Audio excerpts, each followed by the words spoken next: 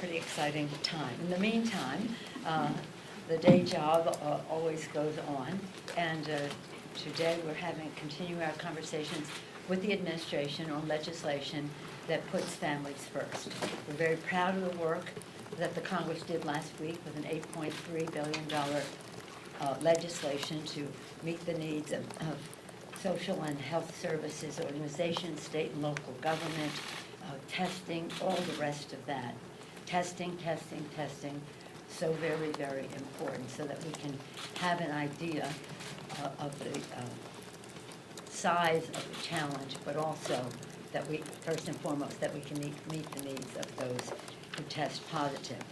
Today we'll bring to the floor our Families First legislation, which is what we talked about as soon as we finished the appropriations bill. Listening to our constituents, listening to healthcare professionals, listening to governors, mayors, etc. Put the Families First legislation together. It has free coronavirus testing, by and large, for almost everyone in the country. We're having some discussion about that with the administration, and maybe some people they want to pay, but by and large, free corona testing so that everyone will be tested and no one will say, I can't afford it, so I can't. And that's not a good idea when it comes to public health.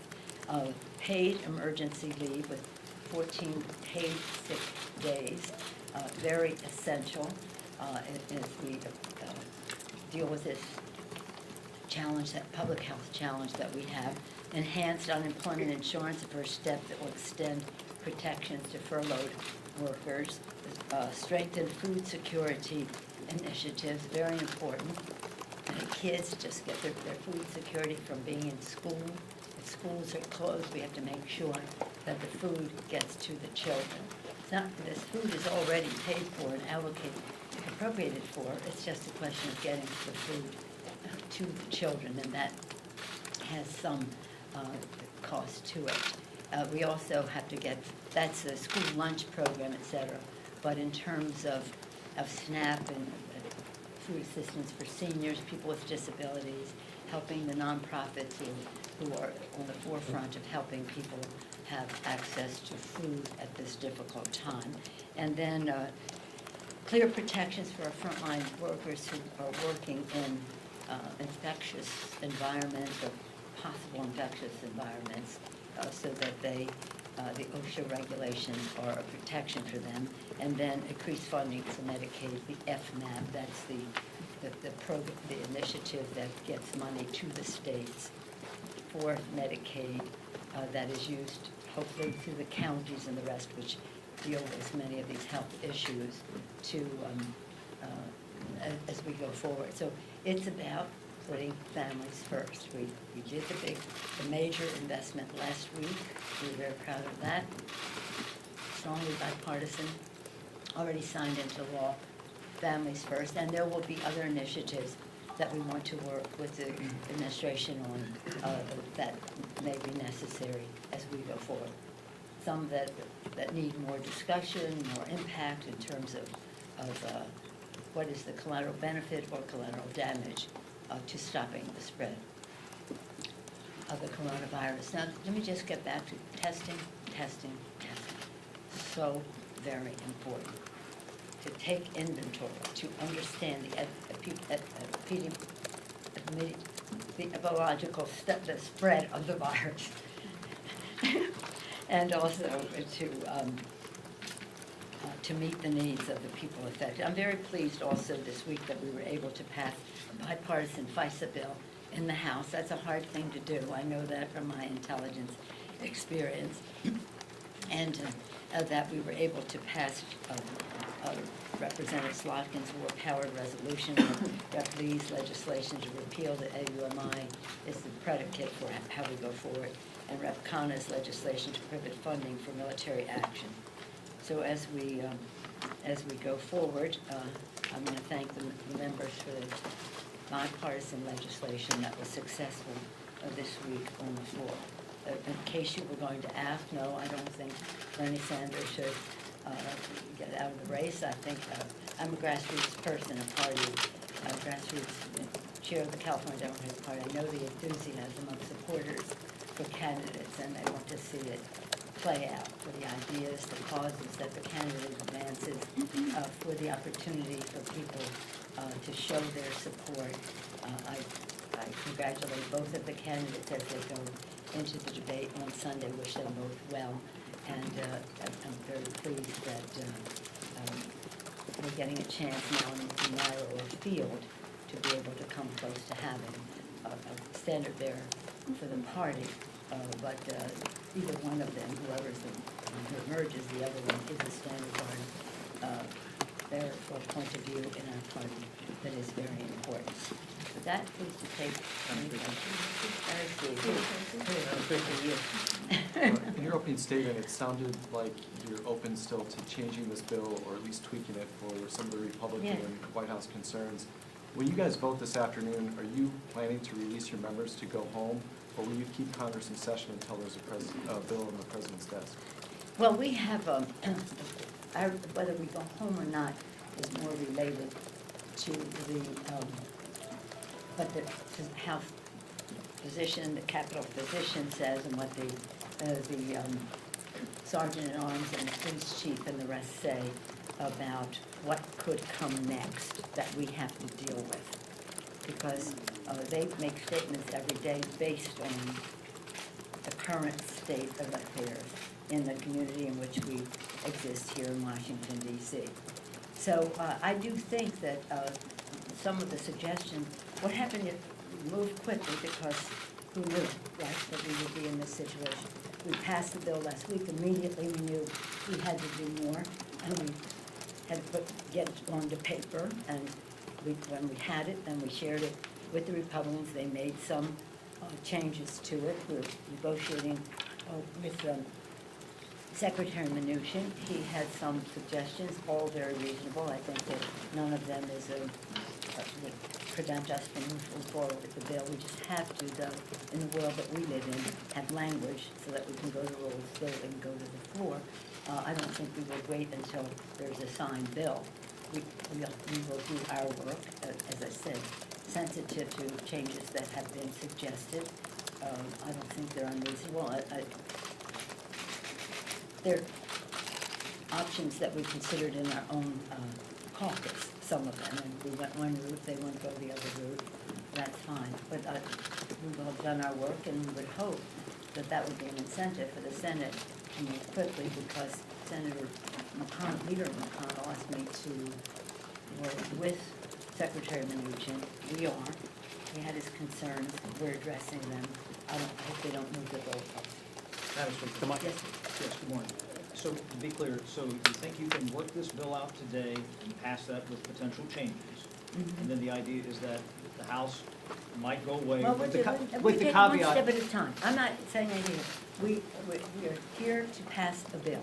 When we pass a bill, we'll make a judgment about what comes next, and we'll see the manner in which the bill is passed. So I'm not giving you what are those other things travel that arrangements. No, legislatively though, what are that's not what we're about. Legislatively though, what are those other things that you see? Obviously, these are things we can do immediately, but what are those broader things that you might see doing in a couple of weeks? Let us get this bill passed first, and then we'll see where it goes from there. Because the fact is, it's like the house is on fire. People are concerned about of course, their health and the health of their children. If they are losing their jobs because nobody's coming to the restaurant or whatever it is, then we have to be there with some help for them. And if the children can't go to school because the school closed, how do they afford childcare? Well, this legislation affords them the opportunity to stay home on somewhat of a paid leave for a while. So again, we're addressing the realities of life, of family life in America, putting families first. We're not planning a schedule or anything else until we get that done. And again, we had in our bill last week the provisions for the Small Business Administration to provide loans to businesses that were under duress, whether they lost their market overseas or their supply chain overseas, whatever it happened to be. And so that we thought was an important initiative to have in the bill. They may want to do more. That's something we can talk about. But even if you have your small business loan so that you can pay the rent on your store or your restaurant or your facility. If you don't have customers, you still have a problem. That's why when we do the TANF, not TANF, the SNAP, the food stamps, when we do the unemployment insurance, when we do paid sick days, when we have paid family leave, parental leave, family leave, that money will be spent immediately, injects demand into the economy, creates jobs, is a stimulus. So this is not without its opportunity to stimulate the economy. In fact, when we did the American Reinvestment and Recovery Act, we asked Rosa DeLong speaker asked the economists, name some of the things that we could do immediately that would be stimulus to the economy. Raise the minimum wage, we're not doing that here, but unemployment insurance, paid leave, food stamps, et cetera, because again, they go to people who have the need. They also have earned income tax credit, refundable and that, and maybe some things that we'll talk about in the future. Yes, sir? One of the issues that the minority leader is talking about has to do with, he believes that compromise could take place within the next 24 to 48 hours, but if it doesn't, the Republicans are willing to stay and work this out. One of the questions I could have, the families have needs that I just described. We've made the proposal, which we started on Sunday and put out there. We're listening to governors, mayors, nonprofit organizations, educators, and the rest. This is what families need. They made suggestions to the language. We're making, agreeing to most of it because they're not that different. So we don't need 48 hours. We need to just make a decision to help families right now. But if a decision isn't We have made, to operate not as business as usual, but in an emergency status where we have to get the job done. but if a decision isn't made, Yes, will you ma'am. stick around? I'm not sticking around because they don't want to agree to language. We're agreeing to much of what they have to. Look, first of all, Mitch McConnell called me and said, you work with the secretary, that's it. Now the House Republicans are saying they're not in the loop. No, we sent them the language. It's not about that. I mean, it's about putting people and families first. So, I mean, everybody could have a complaint about this or that. I said, save it for another day. We can have an after-action review about how we got into this situation. Save it for another day. Right now, we have to find our common ground, work together to get this done as soon as possible, because we have other needs. We will have to address this issue further. And it's some things that they might want in this bill that aren't there. There could be another bill shortly down the road. We didn't do everything last week with $8.3 billion, but we did a great deal, and now we're doing more, and then we're fully prepared to do more. So we're responding to their concerns. We don't want them moving the goalpost, and that's it. Yes, ma'am. Was it a wise move to block most travelers in Europe from coming to the U.S. for the next month? And if so, was it wise to leave the UK off of that list? I had a conversation with the Vice President and Dr. Fauci last night when they called to inform me of this.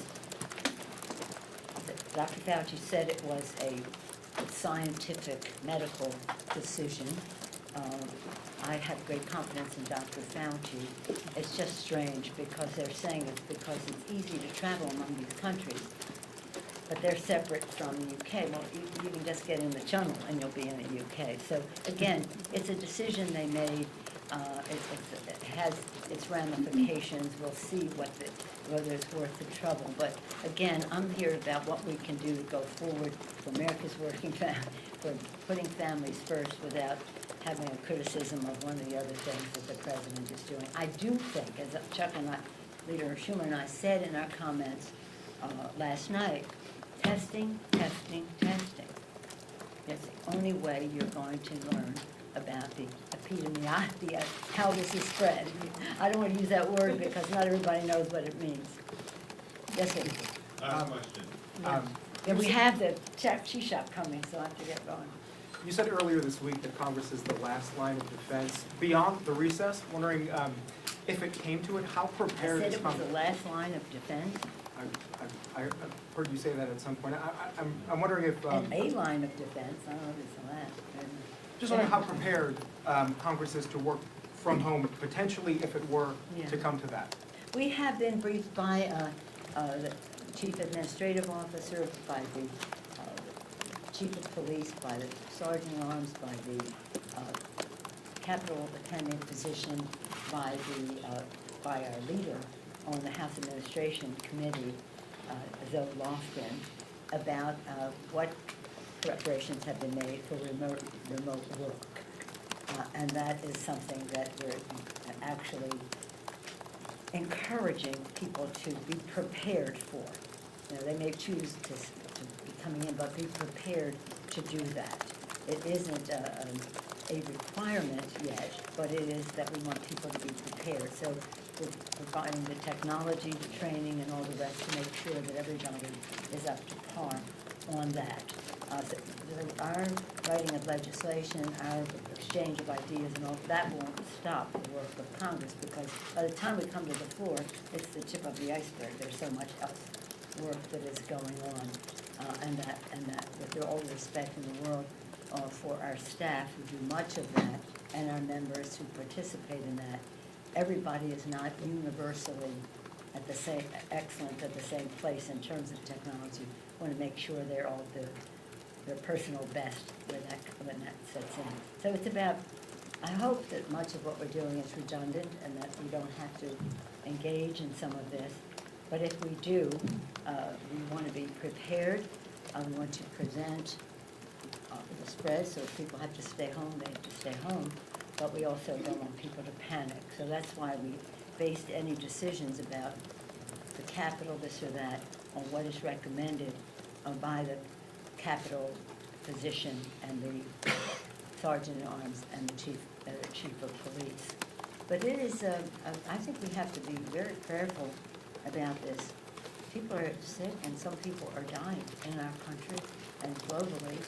And it is kind of shocking to see the challenges that we have and the decisions that have to be made about people coming together, whether it's sports or the arts or just political gatherings or whatever it is. We have to think in a different way about that, whether it's about personal hygiene or personal contact with other people. We have to be smart about how we do that, washing our hands for 20 seconds with soap and water. I say that all the time anyway as a mom, but so and now it's an imperative, but it's always been important. So again, as I say, what we think about one policy or another, as Nancy asked, what we really have to do is come together and get the job done. Now, we were very clear in our communications about what we heard. And when members go home, they will hear more from their constituents, from their nonprofits, from their local government, from their healthcare providers and the rest, about what other ideas have emerged as important in all of this. And that will be a source of knowledge for when we come back, and we could come back anytime. Everybody has to stand ready to be here at all times if we have a legislative solution to put forth. But again, it can't just spring from what we did before, anything like that. It's about what's current and the challenge that we face with this coronavirus. And it's not about spending a lot of time saying how we got here. We have to talk about where we go from here, and then we can make changes for the future and how we could prevent or withstand whatever might be happening in other countries that might spread to our own. But I do want to salute our healthcare providers, our first responders, all of the nonprofits that are working to inform people about how they should be tested. We are, in our legislation, we enable millions of masks to go out. That was something very important to the administration. that we would suspend immunity for liability was a very big deal, a big concession to the administration on that, because weighing the equities, it would be important to get those masks out, even though it provided that immunity. So we have tried to say, okay, we have our, and it's just specifically for the coronavirus crisis. So anyway, I thank you for your interest in all of this. I want you to wash your hands for 20 seconds. Not just all the time, just for no reason at all, for no reason at all. And one bit of advice they told me, I was talking to somebody from California, and I said my usual thing, that a month ago I might have said whoever the nominee is of the party, we will enthusiastically embrace.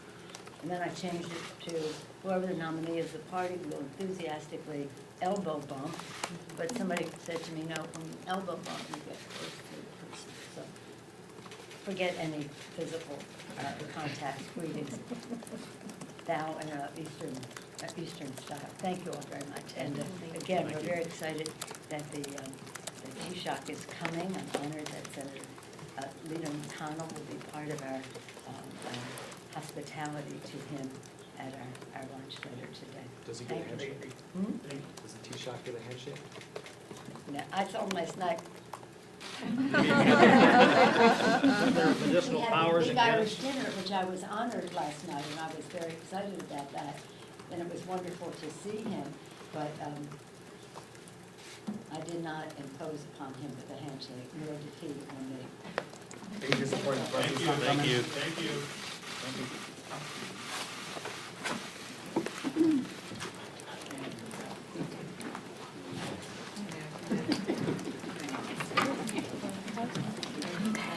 I was only like paying attention. Did you hear anything that was burning up?